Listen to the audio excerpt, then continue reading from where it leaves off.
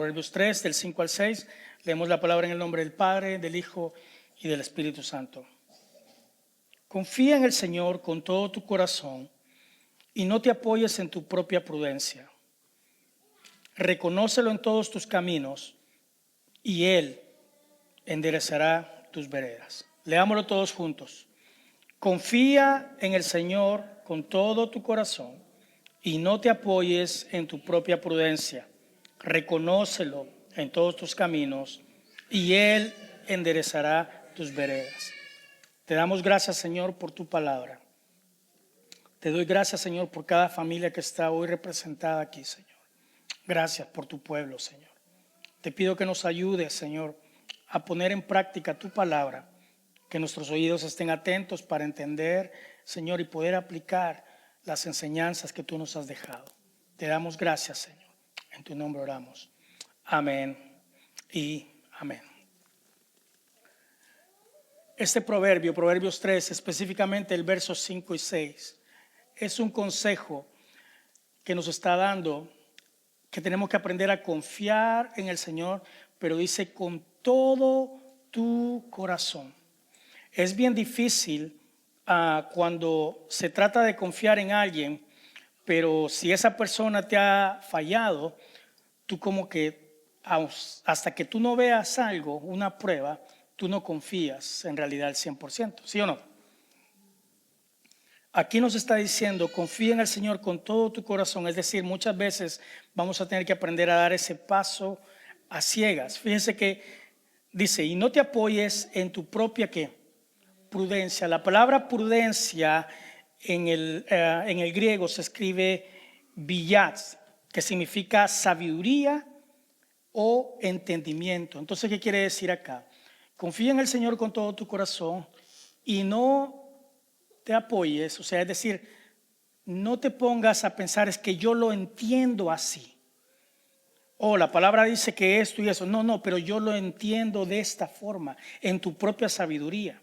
Muchas veces Dios quiere trabajar con nosotros y quiere hacer ciertas cosas. Dios nos pone el sentir qué es lo que tenemos que hacer. Pero muchas veces desobedecemos porque estamos nosotros poniendo nuestro apoyo en la prudencia, en nuestro entendimiento. Ahora dice, reconócelo en todos tus caminos y Él va a hacer ¿qué? Va a enderezar tus veredas. Fíjese que la palabra caminos, derech, significa dirección general de la vida. En otras palabras, reconócelo cuando dicen todos tus caminos, es reconócelo en todos los aspectos de tu vida. Muchas veces queremos reconocer a Dios solo en ciertas áreas, pero cuando tú lo aprendes a reconocer en todas las áreas de tu vida, en todas las áreas, dice que Él enderezará, que es oraj, la palabra oraj, que es vereda. Vereda es una ruta específica. Es decir, en otras palabras, sería más o menos el texto así. Reconoce a Dios en todos los aspectos de tu vida, en todas las decisiones generales de tu vida, y Dios se encargará de guiarte específico en cada aspecto, orar, en cada aspecto específico de tu vida. La promesa está de que Dios te va a guiar en tus decisiones difíciles. ¿Cómo salir del problema? Dios te puede ayudar, pero requiere un requisito que es reconocerlo en todo. Es decir, no le vas a dar solo, Dios, haz esto con mi problema. Dios, ahora tengo otra petición. Dios, ahora tiene que ser íntegro en todos tus caminos. Tienes que aprender a reconocer a Dios. Ahora, ¿por qué quiero hablar de esto? Porque muchas veces en la vida enfrentamos situaciones que no tienen explicación o que no estamos a la expectativa de eso. Pueden haber retrasos, cosas que vienen de repente, circunstancias que son desafortunadas. ¿Sí o no? ¿Cuántos hemos vivido? ¿Los problemas le avisan a usted? ¿Le tocan la puerta? De repente vienen, ¿sí o no? Y cae una situación y usted que apenas va saliendo de ahí cuando viene otra y otra y otra. Son cuestiones inesperadas. Y muchas veces también pensamos, ¿verdad? Nos quedamos con asombro cuando pasa algo que encaja de una forma tan perfecta. Es decir, de repente usted está corto en su cheque, ¿verdad? Y tal vez económicamente está pasando una situación difícil, pero de repente alguna persona viene o de repente viene algún dinero que usted ni sabía que tenía, pero esa necesidad se cubre. ¿A cuántos les ha pasado eso? ¿Cuántos han sido bendecidos de esa forma? Muchos de nosotros, amén. Y muchos de nosotros decimos, qué casualidad, ¿sí o no? ¿Qué entendemos por casualidad? Algo inesperado que encaja correctamente. Entonces el día de hoy yo le quiero hablar un poco acerca de las casualidades de la vida. Cómo Dios utiliza lo inesperado a nuestro favor. Amén. La Biblia dice en Proverbios 16:9, el corazón del hombre piensa su camino, mas Jehová endereza sus pasos. Siempre, hermanos, tenemos que darle a Dios el crédito por todo lo que nos pasa, aun sean las cosas difíciles que no podamos entender. No es que sean malas, sino que son cosas que a veces no comprendemos.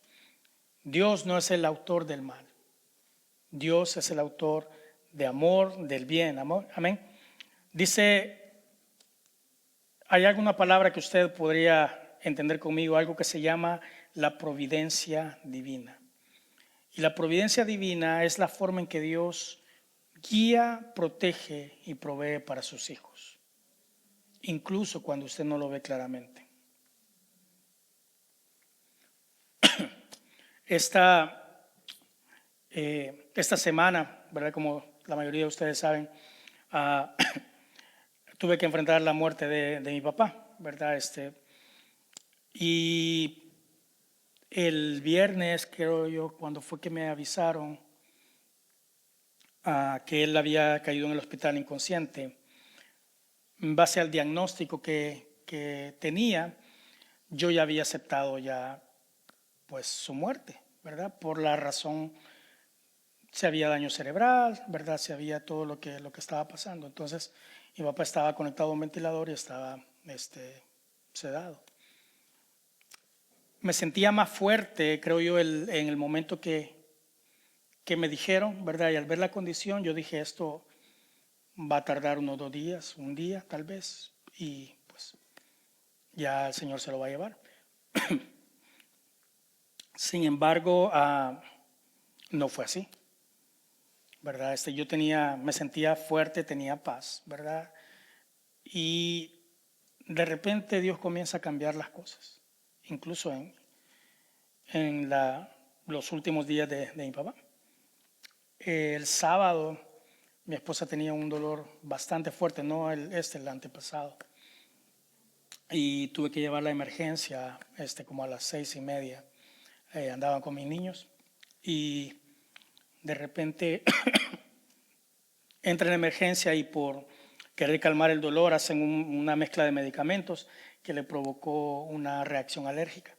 No podía respirar mi esposa y comenzó a inflamarse y tuvieron que trasladarla inmediatamente a emergencia a tratar de calmar y de quitar pues de estabilizarla prácticamente. Estuvimos con mis hijos, estaban con hambre, los llevo a comer y regreso a la sala de espera. Mientras como a las 11 y algo ellos se quedan dormidos, ¿verdad? Y nosotros esperando a que saliera mi esposa. Y yo comencé a pensar en mi papá y comencé a orar. Y mientras oraba,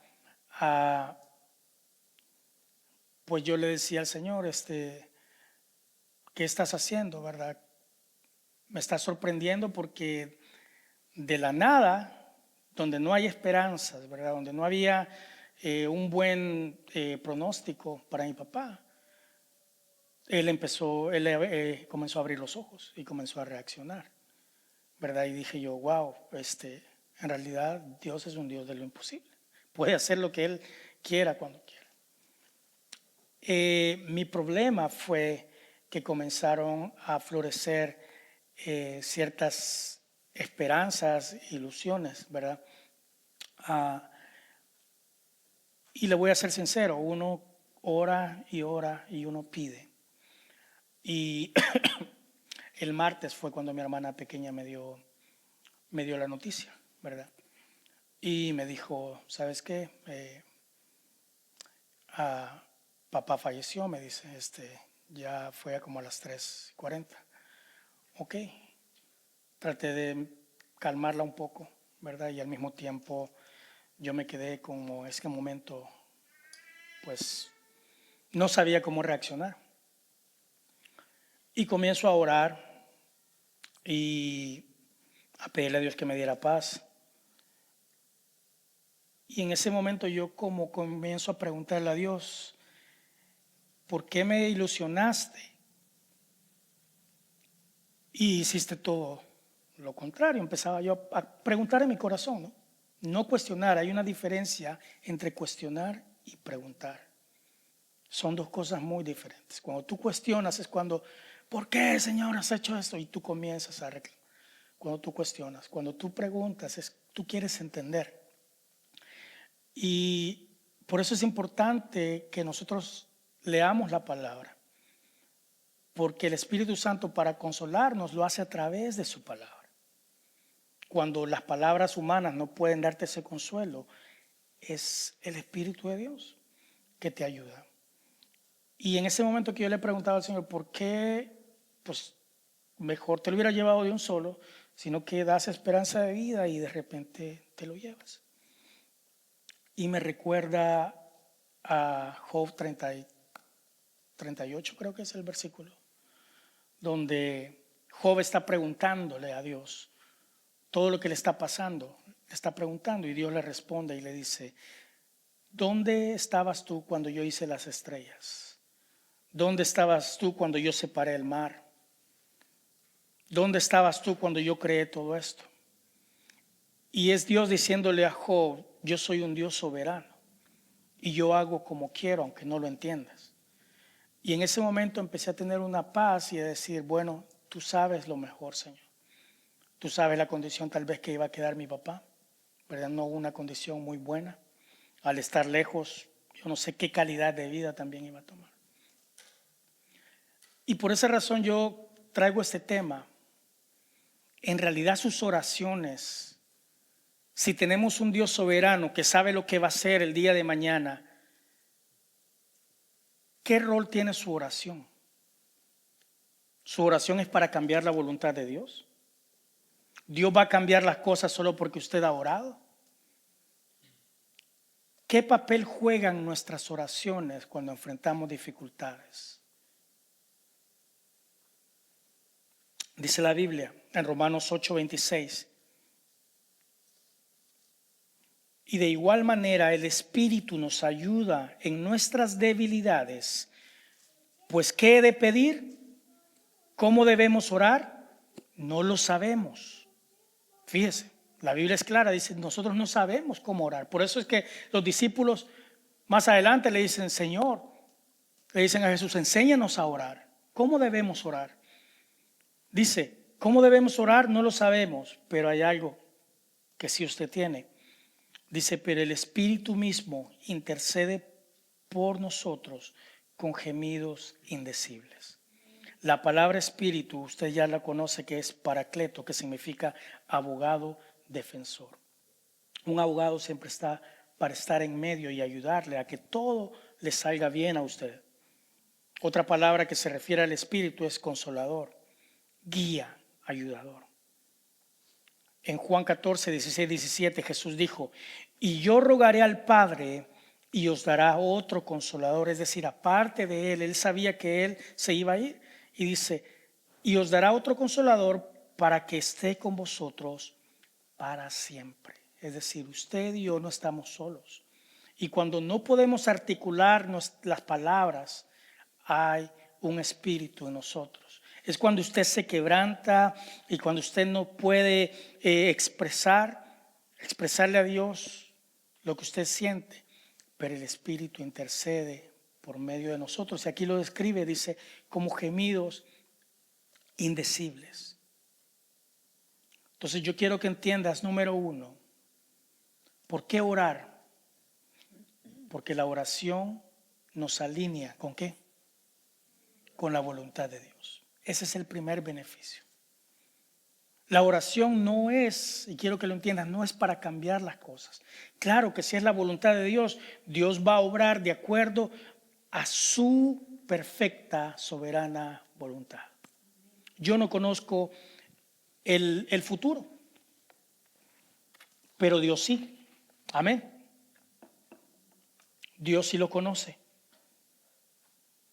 Entonces la oración, fíjese, nos ayuda a alinearnos con la voluntad de Dios. La oración, hermano y hermana, no es para informarle a Dios. Oh, Señor, me está pasando esto y esto. Claro, como una conversación, pero muchas veces nuestras oraciones son nada más pedir. Señor, cambia esto, ya hice mi maleta, yo lo quiero hacer de esta forma, esto y esto. No. La oración es para que nosotros nos alineemos a la voluntad de Dios. Mientras más oramos, nuestras oraciones se van limpiando. Póngalo a práctica. Cuando usted tenga una necesidad o una dificultad, póngase a orar. Comience con lo que tiene que comenzar, ¿verdad? Comience a pedirle lo que tenga que pedirle. Pero entre más usted le sigue pidiendo y más sigue orando, esa oración se va a ir limpiando. Esa oración va a llegar a un punto en que usted va a decir, oh, ya no estoy pidiendo que cambie las cosas. Ahorita estoy pidiendo diferente. Estoy pidiendo paz. Ya no le estoy pidiendo arréglame este asunto, ¿no?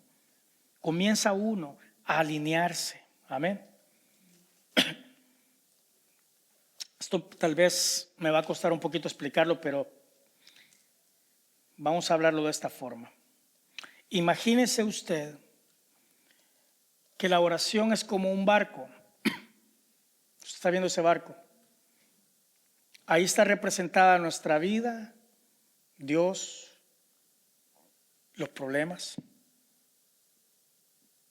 Imagínese que usted va a cargo de ese barco. Esa es su vida. Esa es su vida y usted tiene un destino. Usted tiene planes, sacar adelante a sus hijos, que lleguen a la universidad.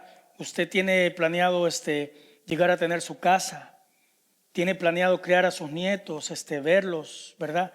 Tiene muchos planes. Usted sabe que del punto A donde salió, usted posiblemente va en medio del mar. Ahora, el barco es nuestra vida. El mar, fíjese bien, representa el mundo y sus circunstancias. ¿Cuántos saben que el mar es inestable? No es así nuestra vida, ¿verdad? Altos y bajos, de repente se levanta, de repente calmado. El mar representa al mundo con las circunstancias. Ahora fíjese, la corriente, ¿verdad? Son los eventos que suceden cada día. Esa corriente, esas olas que se levantan, esa corriente que de repente lo lleva el barco para acá, de repente lo hace para acá, ¿verdad? Esos son los eventos que pasan día a día. Ahora el marinero, es decir, usted, tiene un destino. Usted sabe que quiere llegar. Ahora usted no sabe muchas veces cómo llegar ahí. Usted simple y sencillamente va navegando. El viento representa a Dios y la dirección. Aunque no podamos ver a Dios, fíjese, está soplando. A ver si lo puedo hacer aquí.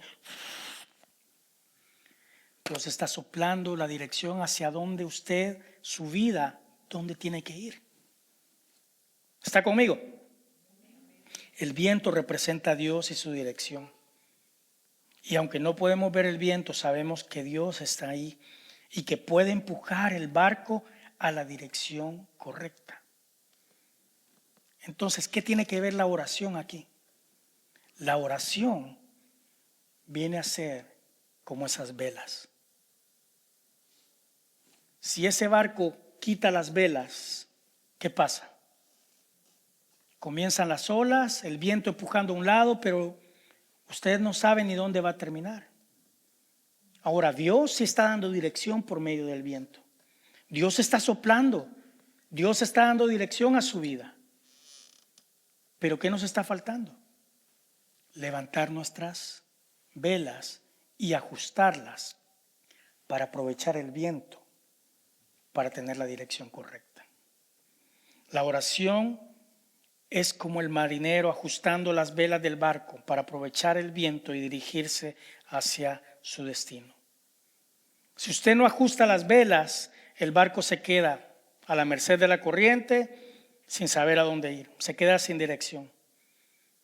De la misma forma, el orar hace que nos alineemos a la voluntad de Dios. Cuando usted levanta sus velas, cuando usted ora, usted comienza a permitirle a Dios que comience a guiarlo, que le ayude a navegar en la vida. Y aunque sé que el mar, el mundo es impredecible, las circunstancias, la oración es la única herramienta que tenemos para dirigirnos en esta vida. La oración es bien importante. Y es lo que el enemigo siempre va a tratar que usted no haga. Porque el enemigo quiere que usted siempre ande angustiado, perdido, golpeado. El que sabe, hermano, doblar sus rodillas y estar en oración, la vida no lo toma por sorpresa. El problema está que nosotros no oramos. La iglesia, el pueblo de Dios, muchas veces le cuesta orar. La oración tenemos que entenderla como una herramienta. Entonces se da cuenta que sí vale la pena orar. Dios lleva su voluntad, Él sabe lo que va a hacer y su voluntad es perfecta. Pero entonces usted y yo tenemos que hacer nuestra parte, de levantar nuestras velas, ajustarlas de acuerdo a la dirección de Dios. Número 2, por medio de la oración, Dios obra incluso en lo que parece negativo. Las cosas malas, a nuestra perspectiva, a nuestra forma de ver, Dios obra incluso en eso. Un ejemplo es José en Egipto, en Génesis 37, verso 50. Acuérdese de José, vendido por sus hermanos, acusado injustamente, encarcelado, y a pesar de tantas cosas, aproximadamente 10 años, Dios usó cada situación para que José llegara a ser gobernador, fíjese, de todo Egipto. Génesis 50, 20, dice en la Nueva Traducción Viviente: ustedes planearon hacerme mal, pero Dios lo convirtió en bien. Lo hizo así para que se lograra ver lo que vemos hoy, la conservación de muchas vidas. Lo que otros usan para mal, Dios lo transforma para bien a su tiempo. Amén. Lo inesperado, hermano, las cosas que suceden de repente, los golpes de la vida muchas veces pueden ser una oportunidad de Dios para comenzar a trabajar en nosotros. Amén. Había un hombre que se sentía bien desanimado porque lo acababan de echar de su trabajo después de casi 50 años de trabajar en esa empresa. No le dieron ni viáticos ni nada, dijeron la empresa está en bancarrota y te tenemos que dejar ir. Toda la vida y todos los años que este hombre invirtió en esa empresa no valieron nada, porque al final nada más. Y por eso es importante los otros que tenemos hijos, la empresa que trabajamos, el lugar que trabajamos, no van a recordarse de cuánto tiempo usted metió overtime. Pero sus hijos sí se van a acordar que papá o mamá no estaban en casa. Debemos ser sabios en dónde invertimos nuestro tiempo. Amén. Tenemos que pedirle a Dios sabiduría. Este hombre, desanimado por sus problemas después que lo echaron del trabajo, fíjese, de repente decidió entrar a una cafetería. Entró en un Starbucks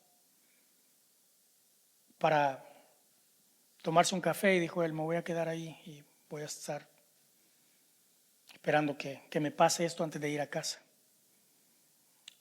Y ahí se encontró, como llamamos nosotros, por casualidad, a un amigo de hace años. Comenzaron a hablar y ¿sabe lo que hizo? Le ofreció un trabajo que le dio estabilidad. Completamente, se solucionó el problema. Estas casualidades de la vida muchas veces los que estamos en Cristo, podemos darnos cuenta que no son así casualidades, son oportunidades que Dios tiene. Dios puede incluso usar los retrasos para protegernos. Si usted busca en línea, usted puede encontrar muchos testimonios cuando sucedió el 9/11, cuando sucedió lo de las Torres Gemelas. Tengo la fotografía ahí. Cuando sucedió este suceso, muchas personas que trabajaban exactamente ahí, fíjese, muchos que tenían que estar ahí ese día, una de ellas llegaron tarde porque mientras estaban desayunando se echaron el café encima sin querer. Y eso provocó que se tendrían que cambiar y empezó a llamar, voy a llegar tarde por esto. Otra persona, su niño amaneció enfermo y no podía encontrar quien lo cuidara. Tuvo que llamar que no iba a poder llegar. Otra persona lo dejó el autobús. Y todos estos retrasos, todas estas cosas que van pasando, simple y sencillamente eran propósitos que Dios tenía con estas personas. Por eso es que muchas veces no te tienes que quejar cuando pasa algún retraso o algún contratiempo. La palabra de Dios dice en 1 Tesalonicenses 5:19 que estemos agradecidos en todo, porque esta es la voluntad de Dios para con vosotros. ¿Cuál es la voluntad de Dios? Que tú des gracias, que seas agradecido, que le des la gloria a Dios.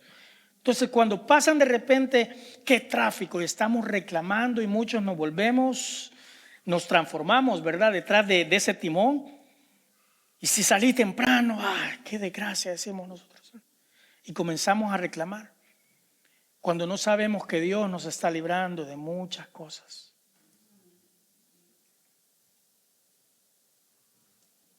En cada caso, lo que parecía contratiempo fue la forma en que Dios protegió las vidas de estas personas. Tenemos el caso de Sansón. Sansón tomó malas decisiones. Incluso, fíjese, desde el vientre de la mamá, Sansón ya estaba ungido y Sansón no era así como lo dibujan a veces bien fuerte y todo, no. Era un muchacho bien flaquito.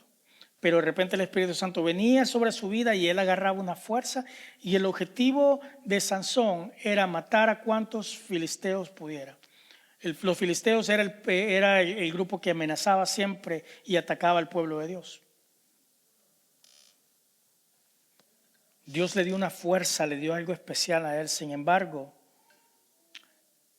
al capturarlo, sus enemigos, este hombre terminó ciego, terminó encadenado. Váyase conmigo a Jueces 16:23.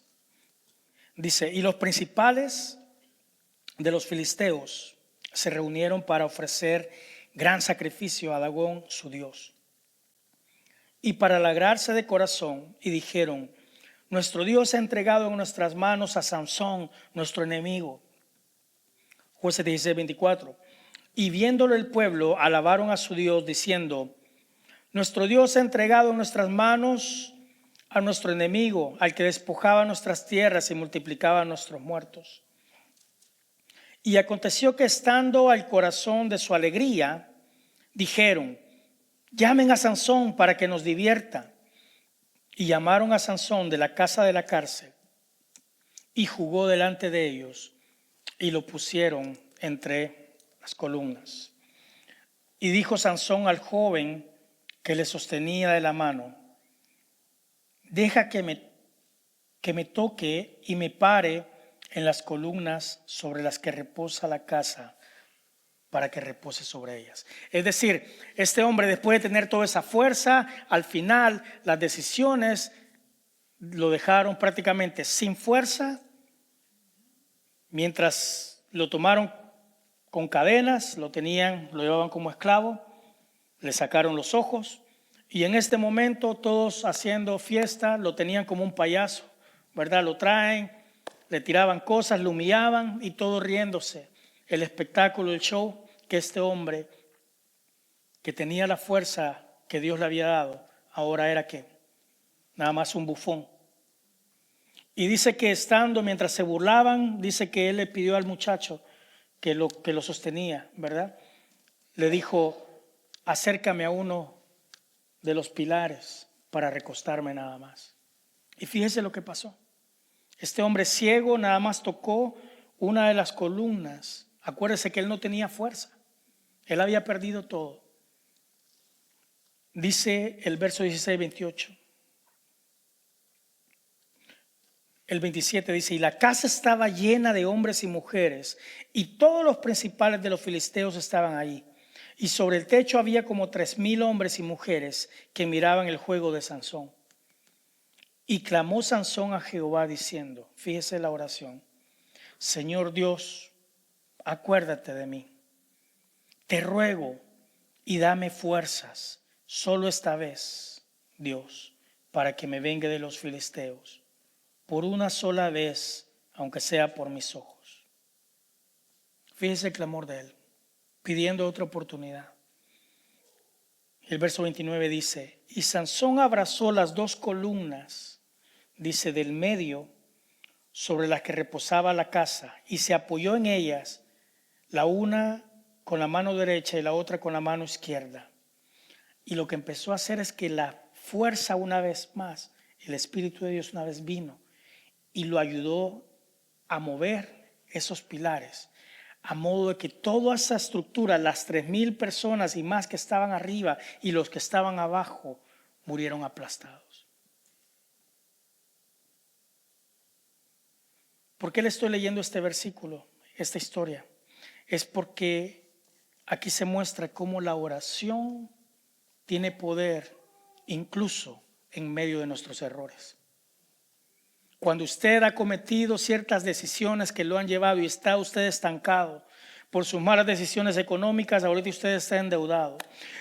Por las malas decisiones físicas, hoy usted está enfermo, hoy está usted privado de su salud. Por alejarse muchas veces de Dios, hoy se ha dado cuenta de que hay tantas cosas que usted no está avanzando y es porque fueron malas decisiones.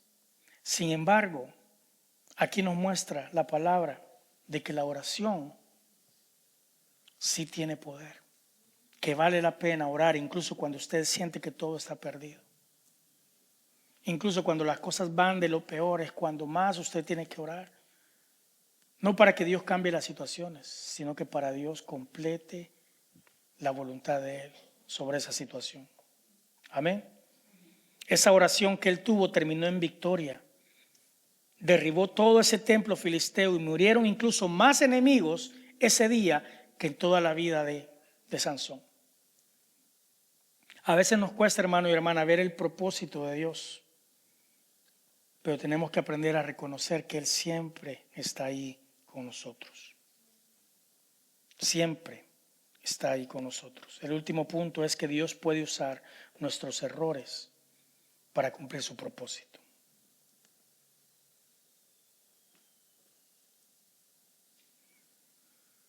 Si usted mira hacia atrás, usted puede notar cómo Dios ha estado siempre ahí con usted. Amén.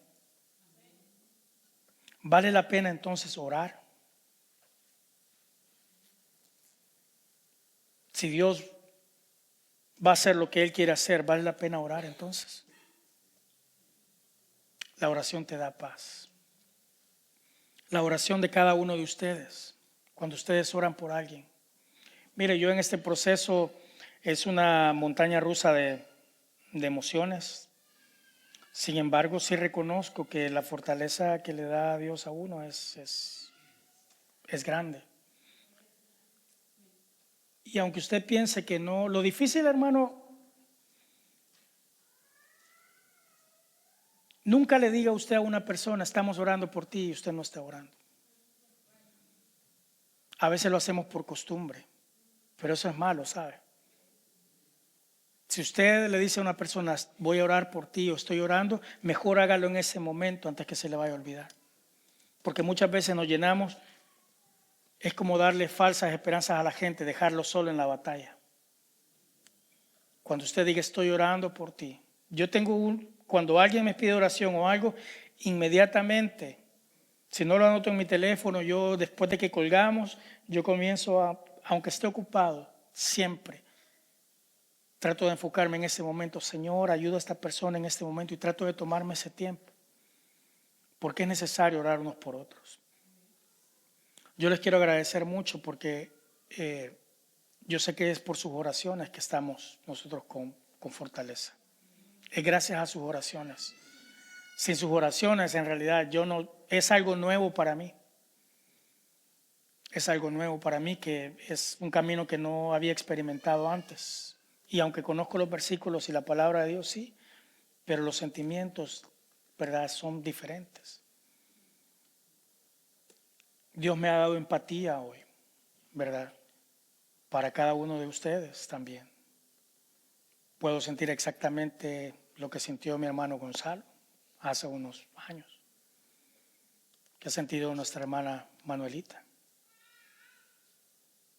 Y nos da empatía para orar más, saber qué decir o qué no decir muchas veces. La oración, hermano, es bien importante. Dios no pierde el control, incluso cuando no lo entendemos. Yo le voy a pedir que se ponga de pie en esta tarde. Lo más importante, recuérdese, es que esas velas tienen que estar, levántelas. La dirección de Dios en ese problema, en esa dificultad, sí, la dirección de Dios, ahí está. El viento siempre está soplando en la dirección correcta. Pero muchos de nosotros estamos navegando sin nuestras velas. Estamos nada más dejando que el mar nos lleve de izquierda a derecha. Se levanta las olas, se nos mete el agua muchas veces y estamos siendo golpeados. Pídele dirección a Dios. Pero para que Dios te dirija esas velas, tú tienes que orar, tienes que ajustarlas. Es necesario, hermanos. Yo entre varios testimonios, ¿verdad?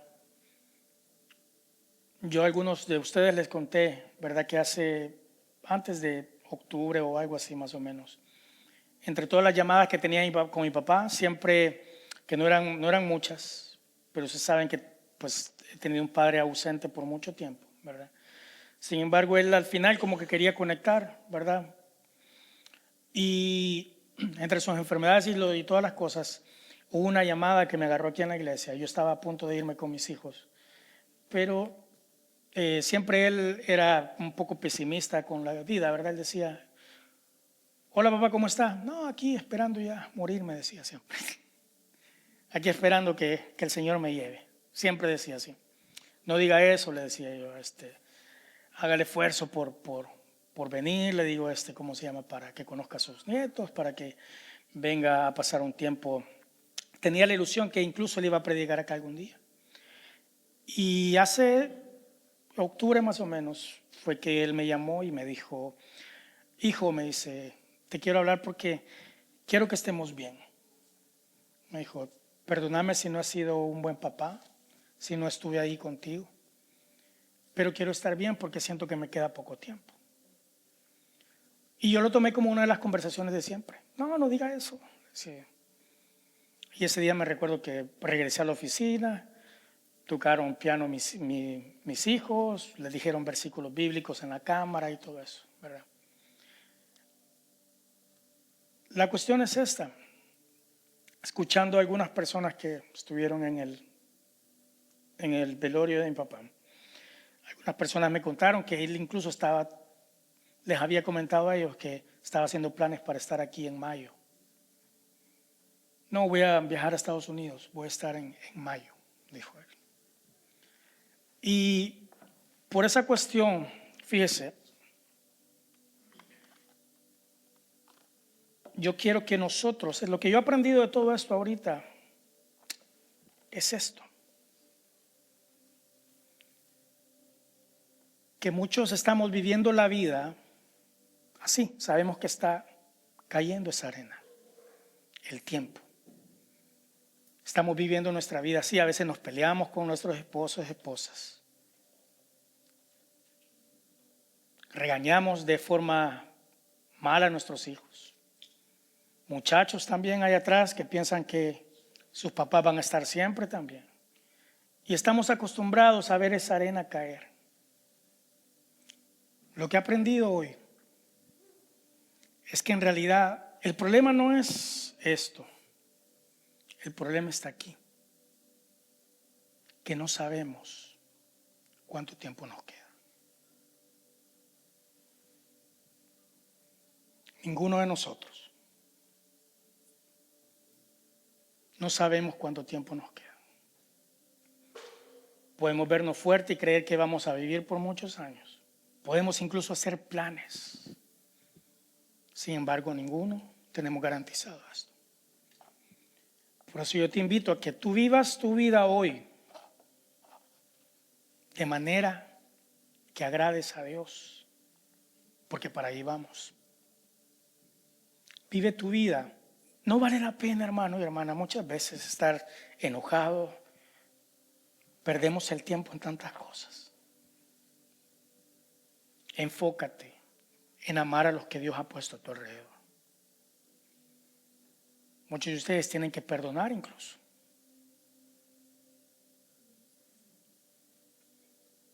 El tiempo es algo que está en la soberanía de Dios.